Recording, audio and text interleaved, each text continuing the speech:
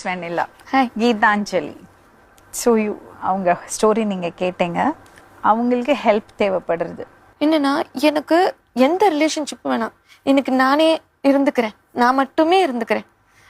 ஆனால் எனக்கு எப்படின்னா, எனக்கு ஒரு செக்யூர் வேணும். அது எப்படின்னு சொல்ல தெரியல. இன்செக்யூரா ஃபீல் பண்றீங்களா? இன்செக்யூர், பயம். அந்த பயம் ஒரு கோபமா மாறுது, ஒரு வெறுப்பு. மனுஷங்களை கண்டாலே பயமா இருக்கு.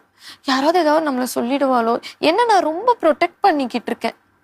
அந்த என்னை ப்ரொடெக்ட் பண்றதுனால என்னை சுத்தி உள்ளவங்க எல்லாரையுமே, ஈவன் அம்மா முதற்கொண்டு எல்லாரையும் இழக்கிறேன் நான். என்னை யாரும் ஒன்றும் சொல்லிடக்கூடாது, ஏற்கனவே நிறைய அடி வாங்கிட்டோம், நிறைய திட்டு வாங்கிட்டோம், அதனால நம்மளை யாரும் ஒன்று சொல்லிடக்கூடாது. உனக்கு நான் எனக்கு யாருமே சப்போர்ட் பண்ணியிருந்தில்ல மேடம் இதுவரையும். எனக்கு கூட ஆசைதான். கீதாவை ஏன்டா சொல்ற, ஏன்டி சொல்ற கீதாவை? அவன் என் ஃப்ரெண்டு, அவன் என் பொண்ணு, அவளுக்காக நான் இருக்கேன். யாருமே இது வரைக்கும் என் ஹஸ்பண்ட் தவிர யாருமே இந்த மாதிரி சொன்னதில்லை. இப்ப ஆபீஸ்ல கூட அவங்களுக்குள்ள ஒருத்தருக்கு ஒருத்தர் இதுவா இருக்காங்க, யூனிட்டியா இருக்காங்க.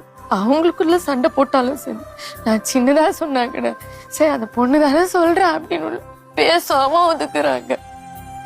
எல்லாருமே ஒதுக்குறாங்க மேடம். ரிலேஷன்ஸ் கூட இந்த பொண்ணு சரியில்லைன்னு ஒதுக்கிட்டாங்க. எனக்கு யாருமே இல்லை மேடம்.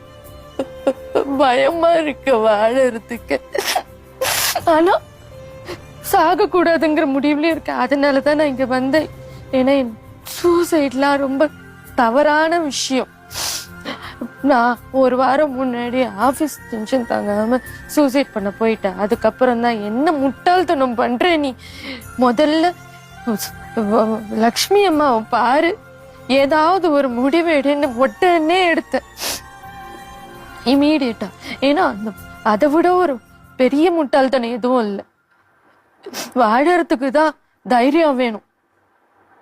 அந்த தைரியம் தான் எனக்கு வேணும் மேடம். ஷூர்.